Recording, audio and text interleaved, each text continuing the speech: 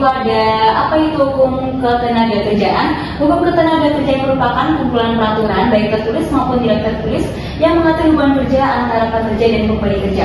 Untuk fokus utamanya itu mencakup hak dan kewajiban kedua belah pihak termasuk perlindungan tenaga kerja seperti hak upah, kondisi kerja dan kesejahteraan pekerja.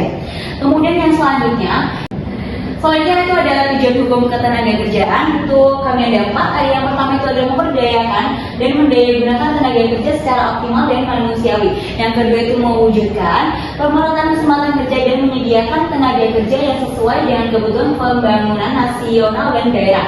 Yang ketiga memberikan perlindungan kepada tenaga kerja dalam mewujudkan kesejahteraan. Kemudian yang terakhir ada yang keempat itu ada meningkatkan kesejahteraan tenaga kerja dan keluarganya. Baik, selanjutnya materi asas-asas hukum ketenagakerjaan. Yang pertama ada perlindungan. Hukum ketenagakerjaan didasari oleh prinsip pertimbangan terhadap hak dan kepentingan pekerja. Yang kedua itu ada keadilan. Prinsip keadilan diwujudkan dalam peraturan hukum ketenagakerjaan untuk memastikan keseimbangan antara pekerja dan pengusaha. Lalu yang terakhir adalah keseimbangan. Prinsip keseimbangan hak dan kewajiban antara pekerja dan pengusaha menjadi landasan dalam hukum ketenagakerjaan. Oke, selanjutnya ada sifat hukum ketenagakerjaan. Yang pertama ada imperatif. Hukum bersifat imperatif atau lebih rendex atau hukum memaksa, artinya hukum yang harus ditaati secara mutlak dan tidak boleh dilanggar. Lalu yang kedua adalah hukum fakultatif. Hukum yang bersifat fakultatif atau legal rendex atau unfood rendex atau hukum yang mengatur dan melengkapi, artinya hukum yang dapat dikesampingkan pelaksanaannya.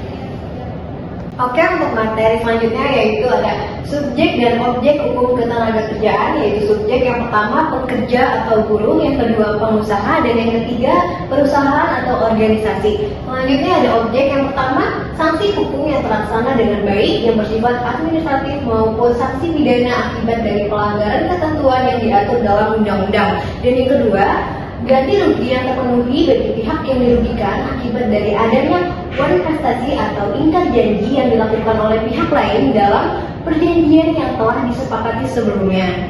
Selanjutnya ada perjanjian kerja. Yang pertama itu hak dan kewajiban. Perjanjian kerja mencakup hak, kewajiban, tanggung jawab antara pekerja dan perusahaan.